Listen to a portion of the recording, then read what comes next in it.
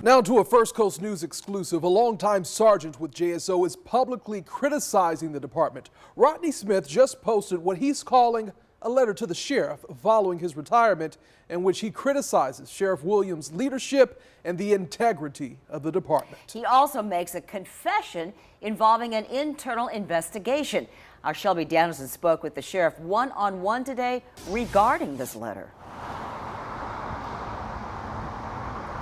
Well, Sheriff Williams says that Rodney Smith requested an exit interview just last week and he thought it went well, but now Smith is criticizing him on Facebook in a letter that translates to over 4,200 words, a 6-page letter without spaces. The sheriff says he has yet to read it in full, but he intends to. It's all on body cam, like we weren't rude or anything. Recall this JSO footage that captured the controversial traffic stop with Councilman Reggie Gaffney. The man wearing the body camera video here is Sergeant Rodney Smith.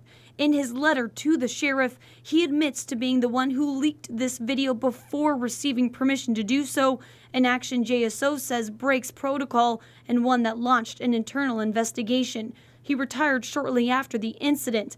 In his message to the sheriff, Smith says, quote, "I released the video for obvious reasons, but the main issue was to ensure that it did not disappear." After 90 days, if that video is not part of the case or anything like that, it goes away.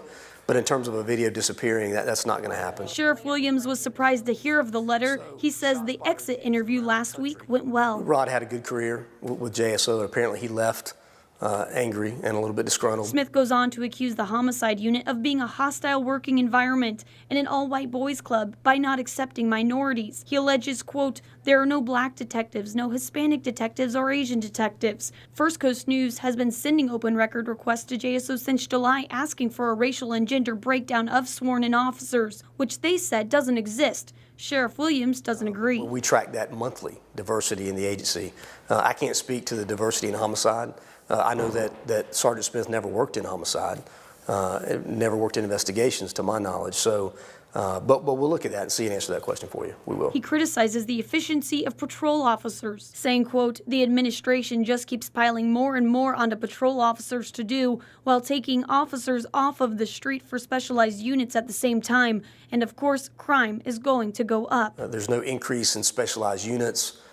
Crime actually is down 2 years in a row. He ends the letter by saying, "I'm not disgruntled or crazy. I'm just honest and sincere when I speak and act." All we can do is wish him well, and you know, maybe he'll, in the future, have a different perspective.